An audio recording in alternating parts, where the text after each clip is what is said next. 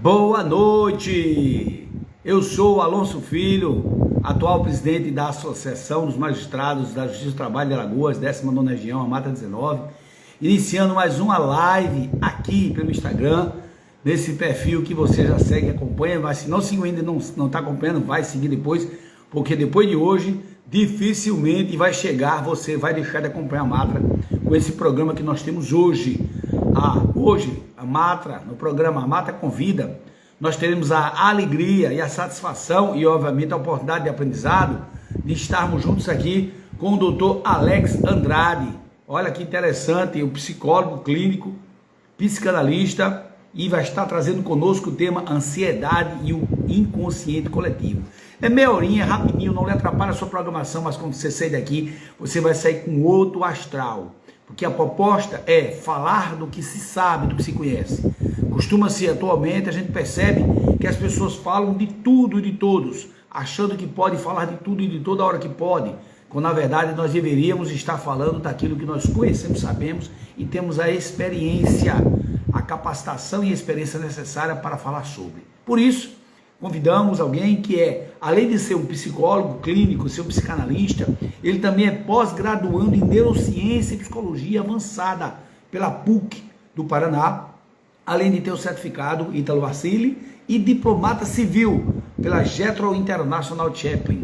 Nós estamos falando do Dr. Alex Andrade, que vai entrar conosco agora. Nós vamos convidá-lo para participar conosco, dando essa alegria aqui na live da Mata, já agradecendo a todos vocês que estão chegando, que vão chegar. Comecem a compartilhar esse link para as pessoas que estão presentes aí, para que elas possam também participar conosco, tá bom? Nós queremos a alegria de estar contando com você e a partir de agora, aqui, estamos aguardando aqui a sua chegada, participando. Olha aí que alegria. Boa noite, doutor Alex Andrade. Seja bem-vindo. Obrigado. Boa tarde, aqui já quase boa noite, né, doutor Alonso? Diretamente de São Paulo, né? O senhor viajou, não foi para São Paulo? Estivemos aqui recentemente, mas agora está em São Paulo, né? Eu saí daí hoje, era 12h30 e já estou aqui já, na casa já. Olha que coisa boa. Doutor Alex, eu estava falando agora há pouco, antes de você entrar, e obviamente depois você vai ver a live, com calma, vai ver o que eu falei. O que eu disse? Eu disse o seguinte, que é muito comum hoje em dia nós falarmos sobre tudo, muitas vezes sem ter conhecimento. Por exemplo, se eu for falar sobre ansiedade e o inconsciente coletivo, que é esse tema dessa live hoje, eu vou estar falando como leigo, eu não tenho conhecimento para isso. É diferente de quem tem um conhecimento de especialização aprofunda. E nós dois vamos falar um pouco sobre esse tema. Bom, eu fiquei curioso, né? O que é inconsciente coletivo, o que é ansiedade? De logo, já lhe passo a palavra, gratidão por ter aceito o convite. É meia horinha, mas é meia horinha que vai ficar marcada. Vou salvar, vou botar no YouTube, vou divulgar essa live. É com você, Alex. Doutor Alex, sua palavra. Obrigado, doutor Alonso. Para mim é uma alegria poder falar com vocês, falar com o pessoal da Matra, com todo mundo que participa aí, que está com você na Matra acompanhando, né, já há algum tempo. Esse período, esse mandato seu aí, que com certeza está fazendo a diferença, está ensinando, está trabalhando. Eu vejo o quanto você está trabalhando arduamente aí para esse trabalho, né? Um pouco te conheci, deu para perceber isso, que você abraçou a causa com amor e verdade. Isso é maravilhoso. Muito obrigado. Quando a gente abraça algo para fazer e a gente faz com carinho, a gente tem essa paixão de dar o nosso melhor, né? Então, eu me sinto lisonjeado, muito feliz por poder estar com você. Gratidão por esse convite tão precioso. Eu espero poder aí retribuir com as expectativas de cada um de vocês. Quero aproveitar também e dar as boas-vindas ao pessoal do meu Instagram, que estão entrando aí. O pessoal é meio devagarzinho, mas vai entrando aí. Daqui a pouco você vai ver que está todo o pessoal do meu Instagram também, grande parte deles. Sejam todos bem-vindos. É isso aí. Que é um tema, doutor Alonso, que hoje muito pouco se fala, né? Mas é um assunto de muita extrema importância. E aqueles que falam, muitas vezes falam, como o doutor falou, sem um peso de conhecimento no sentido a respeito disso. Falar de ansiedade por meio de filosofia é uma coisa, falar de maneira patológica, psicopatológica é outra história, né? Quando fala no sentido clínico do que é ansiedade, é uma outra história. A gente fala de trabalhar para superar a ansiedade, né? Esse é um mal, sim, que está batendo na porta da gente há muito tempo e as pessoas muitas vezes não sabem lidar com a ansiedade. Hoje eu vou falar sobre alguns sinais, né, de ansiedade, que quando ela sai da normalidade, ela se torna uma TAG, que é o transtorno de ansiedade generalizada, que é o grande problema, que é o que escraviza as pessoas. Mas o doutor falou, mas vamos falar sobre o inconsciente coletivo, né? O que é o inconsciente coletivo? E eu quero deixar muito bem claro para vocês a respeito disso. É um assunto muito técnico, é um assunto que demanda muitos anos de estudos, mas eu procurei fazer aqui, como não é o nosso ponto principal, mas eu procurei fazer um apanhado para nós entendermos um pouco a respeito do inconsciente coletivo. Na realidade, essa teoria do inconsciente coletivo, doutor, ele foi desenvolvido por um psiquiatra, né, psicanalista suíço, Carl Jung, que começou a trabalhar com algumas doenças, junto com Freud na época, e eles começaram a encontrar alguns problemas psíquicos que a medicina convencional não respondia. A medicina, eles faziam todas as análises, faziam todos os diagnósticos, não encontrava nada. Não chegava a uma conclusão óbvia do que a pessoa estava passando. E aí depois foi se trabalhando e tanto Freud quanto Carl Jung começou a olhar para essas doenças, né, de uma maneira diferente, não de uma doença do corpo em si, mas da mente, um estado psíquico desequilibrado, onde foi necessário estudos, muitos anos de estudos, algo mais amplo, sobre o que acontece na psique humana, e isso foi tomando uma proporção muito grande. Hoje existem inúmeros livros escritos sobre inconsciente coletivo, o inconsciente coletivo e o inconsciente pessoal. O consciente, quero começar dando uma explicação clara aqui. E o inconsciente, todo ser humano, quando ele nasce com um inconsciente. Esse inconsciente pessoal, que é o inconsciente meu, é onde fica uma parte do meu cérebro, se é que nós podemos dizer assim, ou uma parte da circuitaria, como diz a neurociência, que atribui algumas emoções. E o inconsciente pessoal é onde ficam os meus traumas de infância, as minhas dores, as minhas dificuldades, tudo aquilo que eu precisei passar como indivíduo durante toda a minha vida. E algumas coisas que o consciente, né, o estado de compreensão, fez com que eu aprendesse, ok, foi perfeito. Algumas coisas que entrou de uma maneira sorrateira, através de traumas, através de dores, isso se tornou algo coletivo. Como coletivo em que sentido? Todos os seres humanos têm esse estado consciente, o estado inconsciente pessoal, que são a história de cada um passou por uma história de dor, de sofrimento, de superação, e tem o inconsciente coletivo, que é um padrão de repetição em que todos os seres humanos têm por igual. Exemplo, um dos exemplos, né, do inconsciente coletivo é a questão do medo. O medo é algo que ele, com fundamento ou não, ele tomou a proporção de todos os seres humanos. Ou seja, é uma construção de conceitos psíquicos que existem nos seres humanos de uma forma como herança. Esses conteúdos, eles não estão adormecidos, como muitos acreditam, né? Mas eles nos influenciam, na maioria das vezes, sem qualquer compreensão do porquê nós agimos ou pensamos em determinado padrão e repetição. Exemplo, algumas coisas a gente identifica que a gente tem medo, mas o porquê que esse medo? As pessoas muitas vezes não sabem, eu só tenho medo, né, disso. Por que eu até separei um exemplo aqui, né? Essas tendências que são uma predisposição humana de agir de uma certa forma, ela atua e ela faz parte do inconsciente coletivo de todos os seres humanos em todas as situações da vida. Um exemplo que eu coloquei é o medo e o sofrimento no trato da maneira recorrente, ou seja, o medo da traição. Vamos dizer aqui, vou dar um exemplo. O medo da traição. Como esse, não tem pra onde correr. Pois é. Muitas pessoas, elas têm um medo. É um medo que elas não sabem explicar. Isso se origina, e você pode ver que encontra um número enorme de pessoas com esse padrão de medo, que talvez nunca aconteça nada, nunca aconteça, vamos dizer, essa traição em si, e muitas pessoas estão apavoradas e elas não sabem de onde vem esse medo. Esse medo, ele tem um fator histórico, não só no inconsciente particular de uma história, muitas vezes dentro da casa disfuncional, mas como também daquilo que ela viu, ficou sabendo de alguém, ela ouviu o pai passar por tal coisa, a mãe passar por tal coisa, a irmã passar por tal coisa. Então, esse medo, ele se torna algo coletivo, sem qualquer explicação. A pessoa, ela passa a ter um medo e não sabe por quê. Talvez ela nunca passou por uma situação parecida como essa. E muitas pessoas agem e reagem exatamente dessa mesma forma em relação ao medo, né? Por isso, esse padrão de sintomas que desembocam nesse tema que nós estamos falando hoje, nos diversos transtornos, e um deles é a ansiedade. As pessoas, quando elas não conseguem compreender não só o seu consciente, mas o seu inconsciente, ela consegue fantasiar coisas. E ela não tem o limite da compreensão do que é real e do que não é real. Tudo para ela se torna uma única coisa.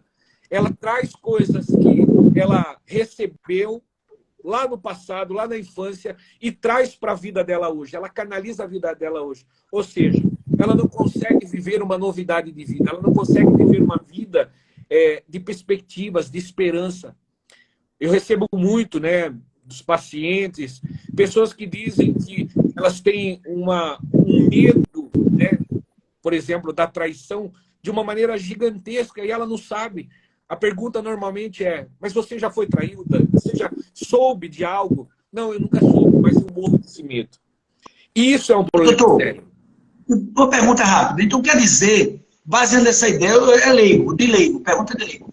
Esse trauma é como se eu tivesse uma bola, mentalmente eu estou falando, uma bola concorrente, que eu vou arrastando desde criança, influenciando a minha vida atual, sem nem eu saber o que é, eu estou levando ela, então é importante para saber o que é isso, não é verdade? Exatamente. Na realidade, a gente acredita que os traumas, tanto que estão no inconsciente particular quanto no inconsciente coletivo, a partir do momento em que a pessoa ela não toma ciência de que ela está vivendo hoje, que ela precisa se desligar do passado, daquilo que ela viveu, ou daquilo que ela ouviu. Tem pessoas, é óbvio, a gente tem a noção disso, tá? A televisão, aquilo que a gente assiste, aquilo que a gente ouve, influencia todos os seres humanos. Algumas pessoas falam: não, a televisão não tem nada a ver, não influencia, sabe, cientificamente já é comprovado, né? Para você ter ideia, doutor, a própria água, a molécula da água, se você colocar uma música clássica próximo e você medir a molécula da água, você vai ver que a água, ela tende a estar tranquila. E você pegar um rock pauleira, pegar qualquer tipo de música que mexe com os sentidos, a própria molécula da água, ela reverbera de uma mesma frequência. Ou seja, o cérebro humano é a mesma coisa. Quando a gente vive numa frequência de dores do passado, de traumas do passado, isso vai reverberar para o nosso dia. É como o doutor falou, nós vamos arrastar na nossa vida presente todas as dores verdadeiras, imaginárias, reais, coisas que podem acontecer e coisas que nunca podem vir a acontecer, mas as pessoas estão escravizadas nisso. O desafio, doutor, o desafio que eu observo é que as pessoas têm dificuldade de identificar o que está sentindo, não é isso? Exatamente. A dificuldade principal é essa. E o que é que eu estou sentindo? Então, por exemplo, estou com medo, mas não sei por que eu estou com medo. Estou com ansiedade, não sei por que eu estou com ansiedade. E quando você traz essa visão do inconsciente coletivo, influenciando nessa ansiedade, eu acho interessante, porque é uma coisa que está meio que humanidade, né? Está na humanidade, né? Boa noite, doutor José Olímpio, chegando aí, nosso querido amigo, seja bem-vindo. Pode continuar, doutor. Eu parei só para perguntar isso, porque eu estou notando que isso é uma coisa que eu vejo muita gente ansiosa. E por que essa ansiedade? E muitas vezes são detalhes tão pequenos que as pessoas não compreendem que esse tipo de fragmento de dor e de coisas que elas carregam mal resolvida ou mal compreendida na sua mente é suficiente para destruir todo o presente e qualquer perspectiva de futuro. As pessoas, elas vivem totalmente atordoadas com uma pressuposição de algo que nunca vai acontecer. E uma coisa que eu deixei e eu quero pontuar aqui eu quero começar fazendo essa seguinte afirmação: a saúde mental é uma coisa séria, sabe? O seu emocional equilibrado é fundamental para uma vida que realmente faça sentido. E se alguém hoje, eu gosto muito de deixar claro isso, sabe, doutor? Se alguém hoje tenta mostrar o contrário disso, essa pessoa provavelmente ela não quer seu bem. Pessoas dizem, mas é frescura, a pessoa não tem que fazer. Do mesmo modo que o nosso corpo passa por um processo degenerativo, a mente desequilibrada ou ela num peso e medida diferenciado, ela pode colocar em jogo toda a nossa história e todo o nosso futuro. Então, a ideia de uma pessoa que diz, isso é bobeira, não tem nada a ver, ansiedade, falta do que fazer, sabe, é de uma ignorância muito grande de como funciona o cérebro humano. Porque todo o estado mental, ele é acompanhado de mudanças no cérebro. E quando nós falamos de uma pessoa que está triste, de uma pessoa que está passando por uma dificuldade emocional, ou por ainda, né, uma pessoa que está passando por uma depressão, um burnout no trabalho, um transtorno de déficit de atenção, um transtorno afetivo bipolar, né, ou mesmo o nosso tema, né, a ansiedade, essa pessoa, é difícil eu falar tal coisa, tá? Eu vou falar algumas coisas totalmente científicas que muitas vezes é pesado a gente falar, que a gente fala em consultório, fala em consulta. Mas o cérebro dessas pessoas é diferente de uma pessoa saudável. É um cérebro deficitário. É uma série de circuitarias que não funciona de uma maneira correta. E, nesse caso, o cérebro é afetado. O corpo inteiro é afetado, sabe? E como exemplo disso, não é só o corpo. Uma pessoa que está sofrendo por ansiedade, ela começa a ter problema de irritação do intestino problemático. E isso, um monte de outros exemplos que eu poderia dar, sabe? Por isso, a neurociência, ela enxerga esses problemas, esses transtornos, de uma outra forma, como neuropsiquiátricos, ou seja, afeta a mente e afeta o corpo.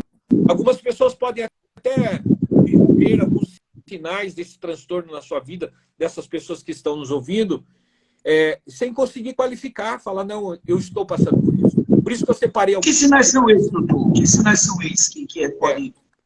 O primeiro sinal, uma das coisas que, quando uma pessoa, as pessoas muitas vezes perguntam, né? Alex, mas a ansiedade tem cura, Alex?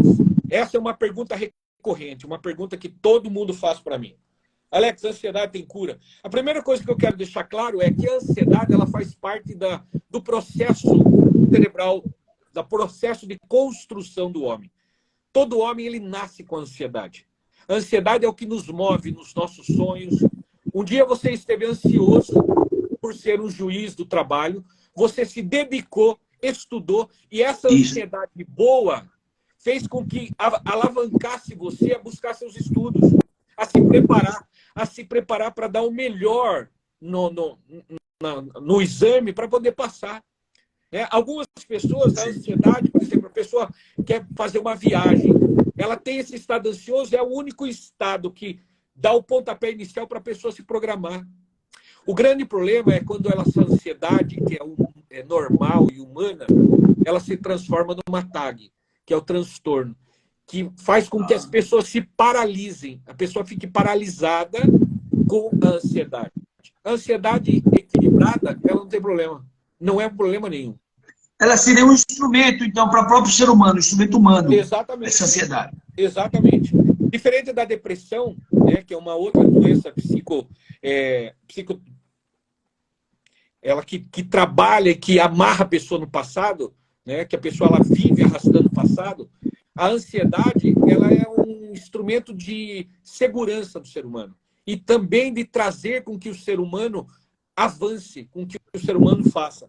Mas um dos pontos, como o doutor perguntou, uma das coisas que pega na ansiedade, a primeira coisa, o primeiro sintoma é quando a pessoa ela tem um medo. Quando o medo começa a tomar conta dela. O medo ele se torna devastador. Só que a pessoa não consegue compreender isso. Uma coisa que eu gosto sempre de deixar claro é que a maioria dos medos nossos não são reais. O único lugar onde o medo pode existir nos nossos pensamentos é sobre o futuro. O medo é um produto da nossa imaginação, que faz com que tenhamos medo de coisas que não existem no presente, que elas não são concretas, elas são abstratas. E isso, talvez esse medo, pode ser que nunca aconteça nada. E as pessoas estão paralisadas com esse medo. E o perigo, e eu não quero que as pessoas não me entendam errado, tá? O perigo existe de verdade, mas o medo sempre é uma escolha. Por isso, dentro desses pontos, o medo é uma delas, um dos pontos quando uma pessoa ela começa a perder essa ousadia humana, sabe, de ir para frente, de fazer as coisas acontecer. Quando ela se torna apática, ela começa a ter medo de todas as coisas, de enfrentar os dias, de enfrentar as dificuldades. Isso é um problema sério. Isso não já é um indício, é um sintoma de que a ansiedade está batendo na porta. Uma outra coisa é aquilo que a gente chama de anedonia na neurociência, que é a incapacidade de você sentir prazer, ou seja, desejo, motivação, pelas coisas que outrora você tinha prazer. Tinha muitas pessoas que amavam ir para academia, passear com o cachorro, isso e aquilo, e elas se tornaram apáticas a isso. Elas não querem mais saber, elas não têm força mais para isso. Elas não têm mais prazer na vida, elas não conseguem enxergar prazer na vida. Quando uma pessoa ela vive nesse estado psíquico, isso é um sinal de alerta enorme para todas as pessoas. É quando a ansiedade está deixando de ser saudável, é isso que está começando a tornar um transtorno. Exatamente. A ansiedade, por mais que... Olha só como a ansiedade ela é tão paradoxal. Do mesmo modo que a ansiedade ela cria em você essa força para você estudar, porque você quer chegar num lugar, ela também é limitante, ela também te paralisa. A ansiedade equilibrada, que tem a ver com dopamina, tem a ver com até mesmo adrenalina, é uma coisa. Aí quando ela se transforma no transtorno, ela começa a tirar, arrancar o prazer da pessoa e desejos, motivação. Ela não sente mais prazer de nada. Então eu até quero aproveitar, deixar esse aviso para as pessoas que estão nos ouvindo, agora ao vivo, que depois vão ver essa live gravada. Se o medo está tomando conta, se a pessoa está perdendo o prazer das coisas na vida, que acenda um sinal de alerta. Isso pode ser ansiedade, pode ser TAG. E, do mesmo modo, há tratamento. Existe um tratamento adequado com um profissional, que conhece a respeito das doenças psíquicas que precisam trabalhar com isso. Saúde mental precisa ser levada a sério. Tá? O segundo ponto, que eu olho como um agravamento do primeiro quadro, é a perda de sentido. De que forma isso? A pessoa, as coisas param de fazer sentido para a pessoa. Ela não tem mais vontade de sair de casa, de ver os amigos. Ela perde a esperança quanto à vida amorosa. É quase que um outro transtorno que a gente chama de despersonalização. A pessoa ela não se enxerga mais capaz de ter uma vida feliz. É como se ela esfriasse. Exatamente. Fica fria, fica apático. Aquela coisa morta, apático. Exatamente. Ela não tem mais sentido. A vida para ela tanto faz quanto tanto fez. Se aconteceu isso, aconteceu aquilo, perfeito. Se não aconteceu, tanto faz. Ela não se importa mais. Ela perdeu o sentido de prazer na primeira capacidade, né, na anedonia, e no segundo ela perdeu o sentido de tudo. Ela não tem mais sentido para nada. São pessoas que normalmente ficam trancadas dentro de casa, que não quer ver pessoas, que muitas vezes quem sofre dentro disso é os filhos, sabe, o esposo, a esposa, né? E a pessoa acha que ela está passando só por um momento em si. Mas aí entra aquilo que eu falei para você do inconsciente coletivo. Ela não sabe por que ela está passando por isso. Ela não entende a sua dor. Ela não sabe aquilo que está causando isso, que está paralisando ela. E enquanto ela não tomar as rédeas da vida dela, dos sentimentos dela, do estado mental dela, ela vai levar a vida do jeito que dá. Sabe? E é uma necessidade das pessoas começarem a assumir a sua vida. Sabe? Porque as coisas deixam de ter prazer. As coisas não atraem mais nada. Nada atrai essa pessoa. Muito pelo contrário. Ela perde o encanto e as coisas perdem um sentido para ela. Ô, doutor, me permite uma interrupção rapidamente. E o Lauro de Campos está dizendo uma coisa interessante aqui, né? Parece que esse momento não passa mais, né? A pessoa fica naquela coisa assim, morna, sabe? Aquele sem. Não tem um momento seguinte. Não tem... Porque aquilo que você falou, o momento seguinte, o querer alcançar algo, movimenta, né? Quando eu não tenho intenção, nem preocupação de que a coisa ande, né? Aquela coisa morna, isso já começa a ser doentio, né? Exato. Porque você falou, a ansiedade, ela pode ser um instrumento de me empurrar para frente. Mas quando eu começo a perder o prazer, quando eu começo a esfriar, quando eu começo a não querer me preocupar com o que vai acontecer, tanto faz, naquela história de deixa a vida me levar, a vida leva eu, significa dizer que alguma coisa está errada. É melhor procurar ajuda, concorda? Concordo. Vou dar um exemplo prático para o doutor entender. A doutora Verônica falou para mim, Alex, vai ter o jantar da Amatra, você está convidado. Criei uma expectativa no meu coração, uma ansiedade no meu coração, que me animou, que me trouxe entusiasmo, me trouxe felicidade, me trouxe alegria. E isso fez com que eu comprasse o melhor terno, me preparasse, fizesse minha barba, crescesse, fosse adiante. Diferente do transtorno, que uma pessoa, quando ela sente o transtorno apaga ela. É como se fosse uma vela que está acesa e, de repente, vem um vento lateral, ela perde o sentido, ela perde a vida, perde o brilho. Então, a ansiedade, quando a gente fala da ansiedade, que deve ser olhada, feita uma anamnese para a nossa vida, a gente tem que olhar e a gente vê que essa ansiedade, num determinado ponto, ela é boa. Mas quando ela passa a nos paralisar das coisas que a gente ama, que ela traz medo, ela é um grande problema. O terceiro ponto, doutor, que é um dos sintomas muito brusco, tá, de pessoas que estão ansiosas, é a mudança drástica nos hábitos alimentares. Ou seja, isso pode ocorrer nos dois extremos. A pessoa pode começar a comer demais, de uma maneira repentina, ou ela pode também fazer ao contrário. Ela passa a comer menos do que o habitual. E isso pode ser um sinal grave de saúde mental em risco. Os dois extremos, né? Comer menos ou comer demais, de forma brusca. Exatamente. Isso a gente vê, está aí espalhado, pessoas que não conseguem se alimentar ou pessoas que estão se alimentando demais compulsivamente e não sabe por quê. O porquê?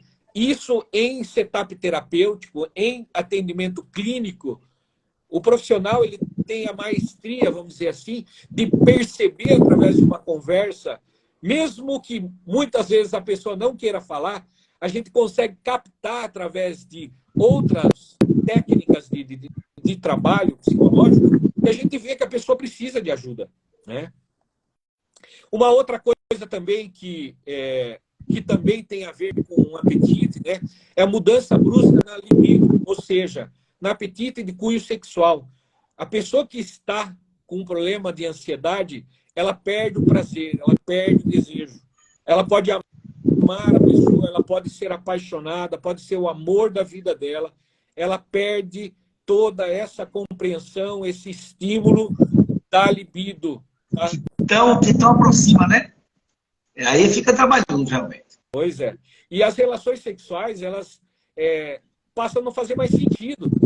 Aí aqui eu vou dar um exemplo que muitas vezes, né, é recorrente.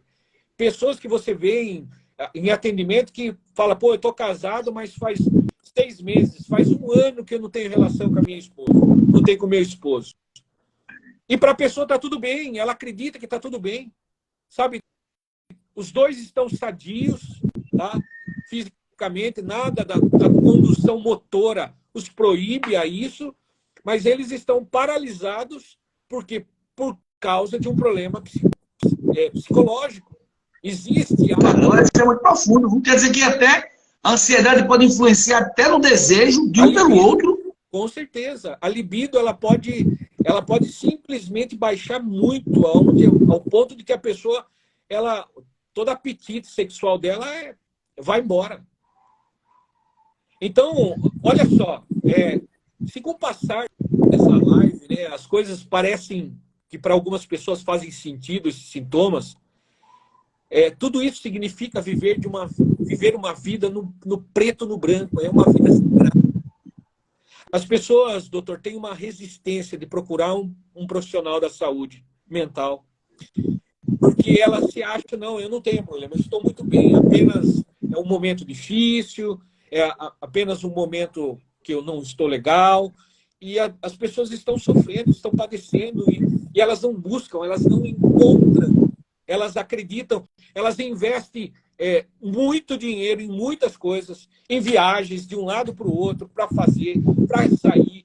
E o principal, que é a mente. Quando a nossa mente não está trabalhando, você pode ter um excelente trabalho. Você pode ter uma excelente esposa, filhos lindos, você pode ter uma vida maravilhosa. Só que quando aqui começa a dar problema, quando a gente começa a ter uma má compreensão acerca da vida, as coisas perdem sentido, porque tudo começa aqui. Tudo começa aqui. A felicidade começa aqui, a tristeza começa aqui. A maneira que a gente compreende a vida. Tá? Doutor, veja bem, por que então que as pessoas, partindo desse pressuposto, a gente vê pessoas, eu digo porque eu já vi na rua, inclusive, que cuidam de um carro, lava o carro todo dia, cuida da casa, para o jardim, a casa física, o carro externo, mas não cuida tanto da casa mental, que é justamente onde ele habita, né? Porque eu, espírito imortal, eu tive uma visão, independentemente da visão de cada um, eu tenho consciência, independentemente de religião ou não, de que eu habito a minha mente. Isso é um conceito, né, não é espiritualista nem materialista. É um conceito real. Uma coisa é a mente, outra coisa é o cérebro. Então, tem pessoas que entra qualquer coisa dentro da casa da pessoa, dentro da cabeça da pessoa, entra e sai. Por exemplo, ouvem coisas serem ditas por pessoas despreparadas e guardam como se aquilo fosse verdade, quando na verdade deveriam buscar para falar sobre transtorno, sobre ansiedade, sobre esses momentos emocionais de cada um, profissionais habilitados para isso, para poder viver a vida. Então, eu noto que tem pessoas que estão pensando, doutor, sabe o que? Um empurrãozinho só. Olha, acorda, não é por aí, a vida não acabou, segue adiante. Concorda comigo? O momento atual, estou precisando de um empurrãozinho, não botar para baixo. Como algumas pessoas fazem análise histórica de uma doença e acham que isso é um problema. Na verdade, agravou o problema. Absolutamente. Eu não tenho dúvida alguma que o que na realidade a gente precisa, e eu estou dizendo que eu preciso, eu passo por terapia. Todos nós, a gente precisa de um acompanhamento, sabe? O que a gente precisa, as pessoas não entendem que tudo aquilo que elas alimentam a mente é aquilo que elas são. Nós somos a resposta daquilo que nós alimentamos a nossa mente. Tá? Se uma pessoa ela vai alimentar com um monte de coisa que não tem fundamento, por isso nós vemos tantas pessoas inteligentes que estão voando em coisas abstratas quando elas se perdem nos detalhes da vida. Elas se perdem, elas não conseguem ter uma compreensão real agora, do hoje, do presente, do já. Elas criam pressuposições, elas criam fábulas na sua mente, elas criam fantasmas, que a gente chama da psicologia, coisas que não existem, elas vivem num mundo à parte e elas não constatam, elas não olham a sua realidade, sabe? Nós não olhamos com consistência aquilo que nós estamos vivendo. A gente vive um imaginário e é no imaginário que mora o medo. É no imaginário que mora as coisas que muitas vezes nos paralisa. É no imaginário que mora o improvável. É no imaginário que mora as suposições. Quando a gente tira os pés da realidade, a gente para de ver a nossa dor hoje, a nossa realidade, a gente vive num mundo de mentiras. E quando o papel da psicologia, o papel da psicanálise, é exatamente isso, é trazer a pessoa novamente para si. É fazer com que ela compreenda a existência do seu eu, ela ter a consciência do seu eu, de quem ela é, de onde ela está instaurada, aonde No aqui e agora. No aqui e agora. Exatamente. Aonde ela está caminhando, o que é concreto, o que é sonho, o que é imaginação, o que é fictício, o que eu não preciso temer, o que eu preciso temer. Mas será que é o momento agora para temer? Ou se acontecer lá na frente? O exemplo que eu falei de traição. Pessoas estão com a pessoa que ama, se entregam para a pessoa que ama, vivem para esse amor, mas também vivem com a mente. Ah, mas e se ela me trair? Ah, não sei o quê. E criam, fantasiam coisas, trazem na sua mente coisas que não existem. O que vai acontecer? Essa pessoa não vai viver hoje. E quando? Simplesmente pelo fato de querer ter razão lá na frente. Falar, eu não estou falando que aconteceu alguma coisa? Pô, mas por que você não viveu a realidade? A sua mente trouxe à existência algo que não era real. Construiu, até pelo próprio comportamento, ela própria contribuiu para que aquilo acontecesse. Exatamente. Praticamente empurrou que você fizesse. No caso da insegurança, da traição, o que leva uma outra pessoa à traição? Primeiramente, um dos pontos que eu sempre bati, sempre falei muito durante muitos anos sobre relacionamento. Um ponto que leva uma outra pessoa a trair, a fazer isso, é o fato de ela desconfiar da pessoa a todo momento. Ela nunca ter dado motivo e você joga a pessoa para isso. Você leva a pessoa, você faz com que ela maquine isso, com que ela pense, tendo que isso nunca passou pela mente dela. Mas você está lá martirizando, está lá falando, tá? Então você cria esse ambiente ruim para o dia presente e para uma possível.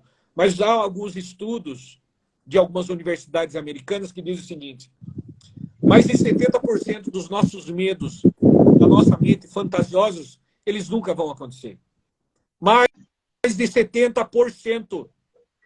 Quer dizer, de 10 coisas que eu penso, 3 poderão acontecer, 7 jamais vão acontecer. Pois é. E as pessoas vivem no 7.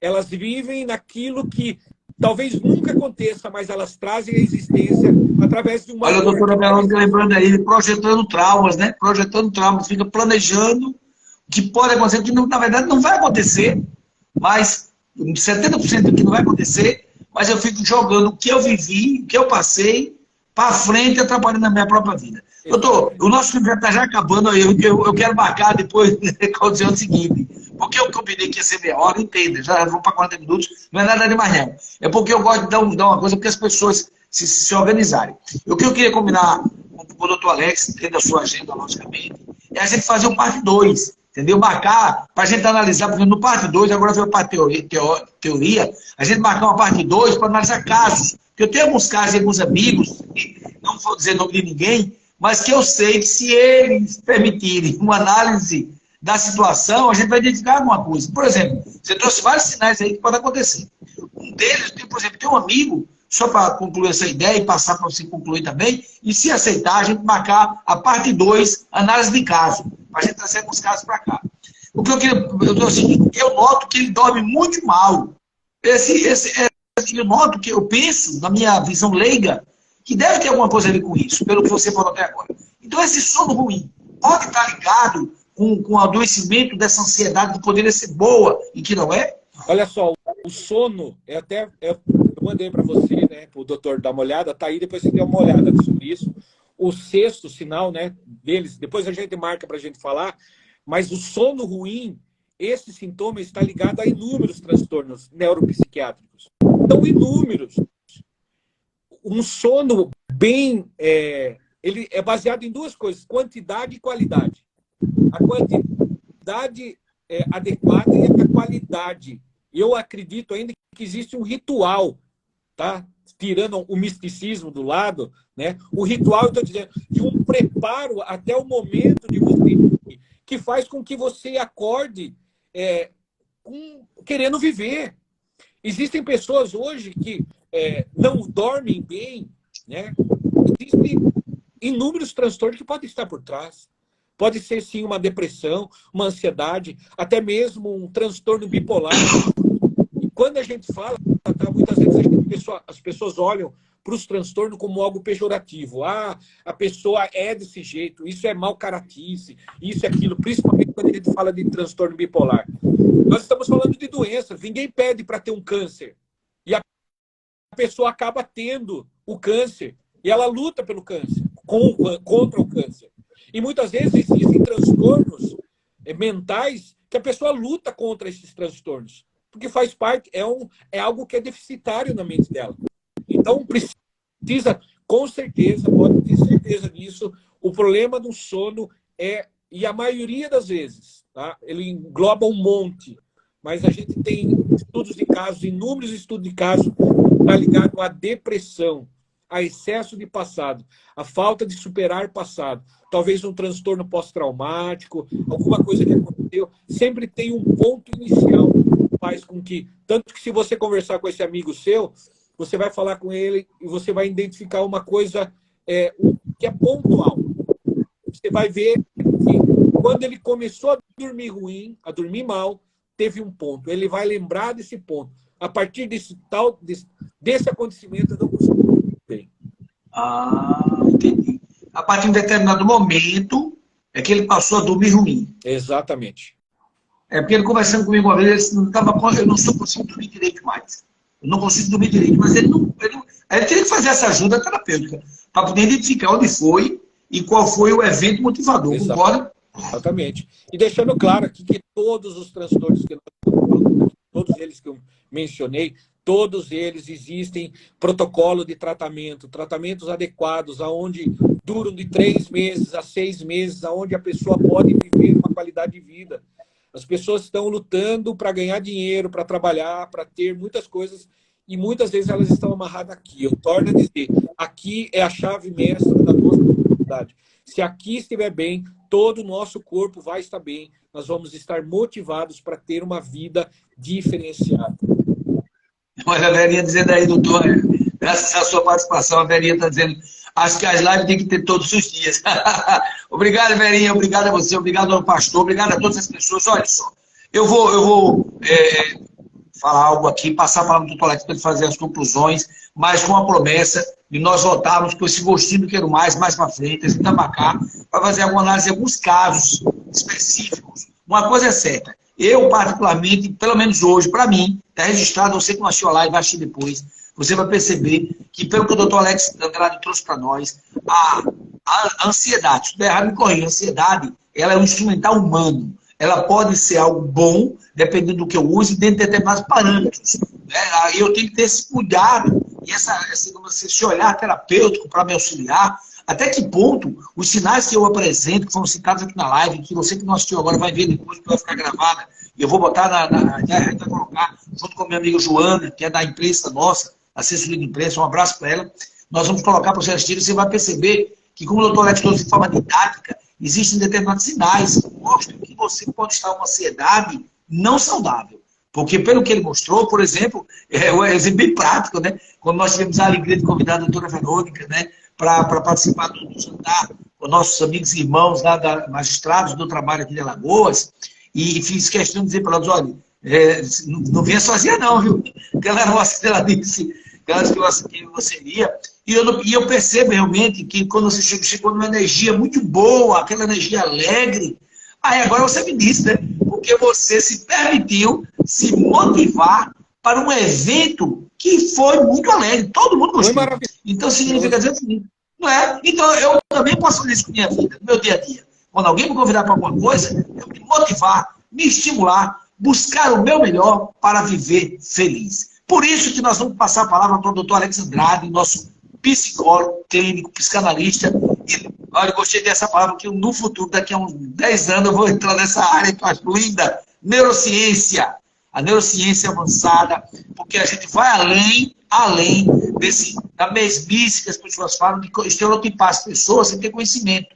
Então, como essa neurociência está avançando, e profissionais da área de saúde, inclusive saúde mental, que é um direito de todos nós, como o doutor Alex, eles podem contribuir muito para a gente, tá bom? Então, doutor Alex, com a palavra para as palavras finais, conclusões finais, já lhe agradecendo antecipadamente, diretamente de São Paulo, viajou, só fez chegar assim, lá e ligar lá. E agradeço também para o pessoal, seus amigos aí do Instagram, que lhe acompanham, que são muitos, eu sei disso. Doutor Alonso, muito obrigado pelo convite. Estou muito feliz, lisonjeado pelo convite. Pode ter certeza que eu estou à disposição quando você quiser fazer a parte 2, fazer análise de caso, né? E eu estou aí, acredito piamente, não tenho dúvida alguma, tenho vivido isso e tenho visto muitos casos de pessoas que tinham suas vidas literalmente sem sentido e começaram tratamento terapêutico, começaram a trabalhar com... Eu citei alguns casos, alguns sintomas, né? Mas existem inúmeros outros. E as pessoas, muitas vezes, elas acreditam, eu vou levando. Isso é perder a qualidade de vida. Existe uma vida maravilhosa, eu quero salientar, existe uma vida maravilhosa para se viver nessa terra. Nós precisamos passar por essa terra e marcar essa terra de uma maneira diferente, de uma maneira feliz. Vamos ter adversidades, vamos ter lutas, vamos ter dificuldades, mas precisamos enfrentar de cara lavada, precisamos enfrentar com coragem e, acima de tudo, com um bem-estar emocional. Doutor, eu vou deixar aqui, né, na minha caixinha do Instagram, o pessoal que está aqui seguindo, vou abrir uma caixinha aqui, você que tem dúvidas sobre problemas mentais, sobre qualquer problema, vou deixar ali, você manda pergunta para mim que ainda eu vou estar respondendo vocês. Doutor, mais uma vez, muito obrigado. Logo eu estou de volta para Maceió, a gente vai marcar muita coisa junto aí, inclusive... Vamos tomar aquele café. Olha só, para você que assistiu a live da Matra, que quis perceber um pouco e entender o inconsciente coletivo relacionado à ansiedade, nós tivemos alguém falando com muita propriedade que se chama-se Dr. Alex Andrade, mostrando que nós somos os construtores da nossa própria felicidade. Para isso, vamos trabalhar na saúde mental, vamos procurar, acima de tudo, querer ser feliz. Um abraço, muito obrigado, fica com Deus. Boa noite a todos. Fui. Vai ficar salvo, hein? Legal.